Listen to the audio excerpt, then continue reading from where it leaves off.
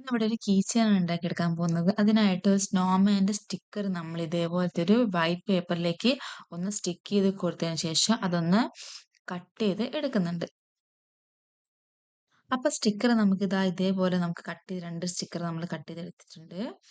ഇനി എന്താ വേണ്ടതെന്ന് വെച്ചിട്ടുണ്ടെങ്കിൽ ഇനി ഇതേപോലത്തെ ഒരു പ്ലാസ്റ്റിക് ഷീറ്റ് നമ്മൾ ഒരു റെക്റ്റാങ്കിൾ ഷേപ്പിലൊന്ന് കട്ട് ചെയ്തെടുക്കുന്നുണ്ട്.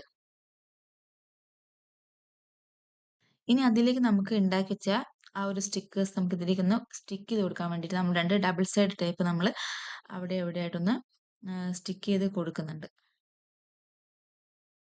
അപ്പോൾ ഇതാ ഇതേപോലെ നമ്മളിവിടെ സ്നോമാൻ്റെ സ്റ്റിക്കറും പിന്നെ ആ ഒരു ട്രീയും സ്നോ ഒക്കെ ഉള്ള ആ ഒരു സ്റ്റിക്കറും കൂടി നമ്മൾ അവിടെ ആ ഒരു പ്ലാസ്റ്റിക് ഷീറ്റ് നമ്മളൊന്ന് സ്റ്റിക്ക് ചെയ്ത് കൊടുത്തിട്ടുണ്ട്.